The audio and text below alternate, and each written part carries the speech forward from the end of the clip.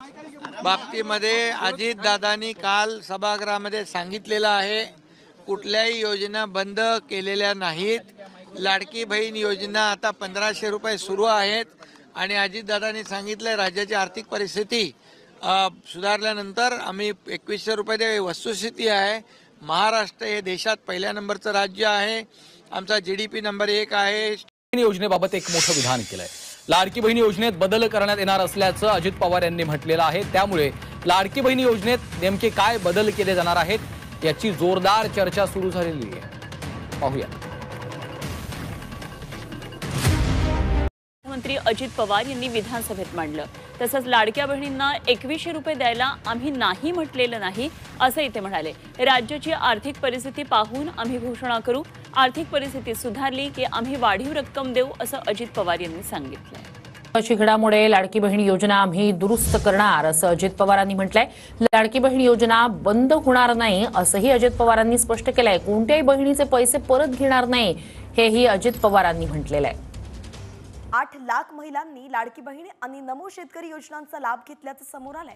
त्यामुळेच आता या महिलांना लाडकी बहीण योजनेअंतर्गत फक्त 6000 मिळण्याची शक्यता आहे. नमो शेतकरी योजनेअंतर्गत राज्य सरकार 6000 आणि केंद्र सरकार 6000 असे एकूण 12000 देतात. कॉमस्कोर नुसार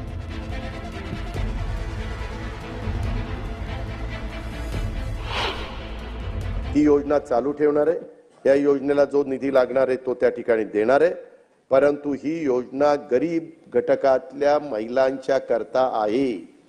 हे पण मी या उत्तराच्या निमित्तानं सभागृहाच्या मार्फत सर्वांना त्या ठिकाणी सांगू इच्छितो. कधी कधी योजना येते परंतु त्याच्यामध्ये काही गोष्ट लक्षात आल्यानंतर काही आपण दुरुस्ती करतो. आम्ही दुरुस्त करणार आहे, त्याच्यामध्ये बंद करणार नाही. त्याच्यात कुठेही गरीब महिलांच्यावर अन्याय करणार नाही. ज्याला गरज आहे त्यांना 100% आम्ही देणारच. त्याबद्दल तसोबर पण आम्ही कमी त्या ठिकाणी पडणार नाही. महोदय, लाडक्या बहिणींच्या विषयी आम्हाला जी आपुलकी आहे, आदर आहे, याची आम्हाला जशी जाणीव तशी आमच्या लाडक्या बहिणींना पण जाणीव आहे. आम्हाला 5 वर्षाकरता निवडून दिले, आम्ही हे देणार आहे. आम्ही कधीच कोणी नाही म्हणलं नाही. मुख्यमंत्री नाही म्हणले नाही, एकनाथ नाही म्हणले नाही, आदिती नाही म्हणले नाही. तुम्ही तर कोर्टात गेला होता, काहीतरी म्हणले ते बंद करा. काही जण म्हणले चुनावी जुमला आहे. चुनावी जुमला असताना काल होळीला 3000 रुपये दिले.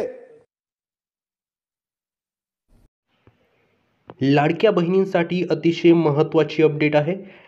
बहिणींनो, नुकत्याच झालेल्या विधानसभेच्या भाषणामध्ये अजितदादा पवार यांनी मोठी अपडेट एप्रिलच्या हप्त्याबद्दल सांगितलेली आहे. या हप्त्यामध्ये लाडक्या बहिणी मोठ्या प्रमाणामध्ये या ठिकाणी पात्र ठरणार आहेत. ज्या यापूर्वी अपात्र ठरत होत्या त्यासुद्धा महिला आता या ठिकाणी एप्रिलच्या महिन्याकरिता पात्र ठरणार आहेत. याची अपडेटसुद्धा अजितदादा पवार यांनी विधानसभेच्या भाषणामध्ये सांगितलेली आहे. सोबतच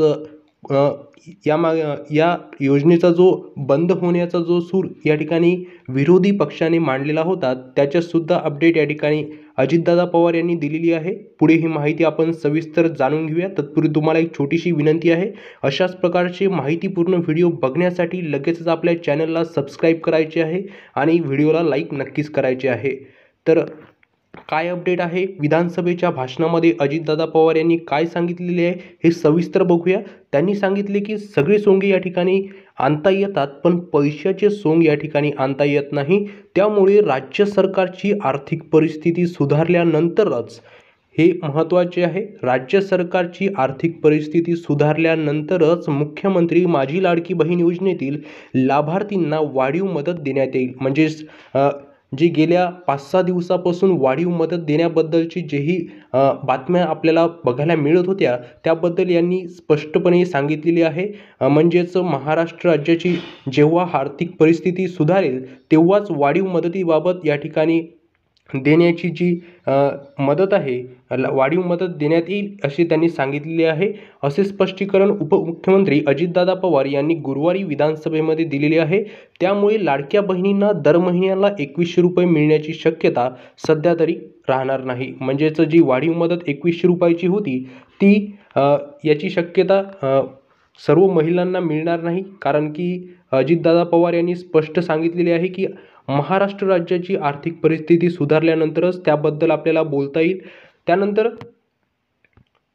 हे झाल्यानंतर आज म्हणजेच विधानसभेमध्ये 2025-26च्या अर्थसंकल्पातील वित्त, नियोजन, अन्न आणि नागरी पुरवठा विभागांच्या अनुदानाच्या मागण्यासुद्धा मोठ्या प्रमाणामध्ये मान्य करण्यात आलेल्या आहेत. तत्पूर्वी झालेल्या चर्चेला उत्तर देताना अजित पवार यांनी मुख्यमंत्री लाडकी बहीण योजनेतील लाभार्थींना वाढीव अनुदान देण्याच्या मागणीवर सरकारची भूमिका ही या ठिकाणी स्पष्टच करून टाकलेली आहे. यामध्ये त्यांनी सांगितलेले आहे, पूर्वी सांगितल्याप्रमाणे, की सध्या राज्याचे स्थूल उत्पन्न 49,39,000 कोटी रुपये इतके आहे. त्यामुळे सरकारची महसुली तूट ही 1% आत आहे. 2015मध्ये राज्याचे स्थूल उत्पन्न 12,80,000 कोटी रुपये असतानाही महसुली तूट 1% आतच होती. त्यामुळे ही तूट जास्त असल्यामुळे आर्थिक जो भार आहे हा वाढण्याची शक्यता देखील आहे. त्याचमुळे जो 2100 रुपयाचा हप्ता होता त्याबद्दल सध्या अद्यापही कोणतीही घोषणा करण्यात येणार नाही, असे यातून आपल्याला स्पष्ट बघायला मिळत आहे. त्यानंतर सोबतच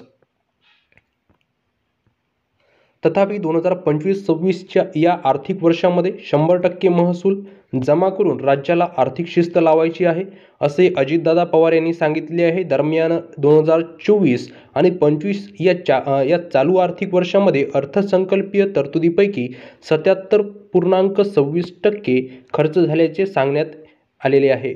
त्यानंतर 40% खर्च झाल्याचा दावा खोडून टाकलेला आहे. यामुळे म्हणजे जे ही सरकार आहे यांनी सांगितले होते की 40%च खर्च या ठिकाणी झालेला आहे, परंतु जो विरोधी पक्ष आहे तो म्हणत आहे की या ठिकाणी 77.26% इतका खर्च झालेला आहे. त्यामुळे ओरिजिनल जो खर्च आहे तो मोठ्या प्रमाणामध्ये आपल्याला बघायला मिळत आहे. त्याचमुळे हे सुद्धा एक कारण असू शकते की जे 2100 रुपयाची वाढीव रक्कम आहे ही मिळण्याऐवजी तुम्हाला यावर सध्या अद्यापही कोणतेही मंजुरी मिळण्याची शक्यता आपल्याला बघायला मिळत नाही आहे. त्यानंतर विधानसभेमध्ये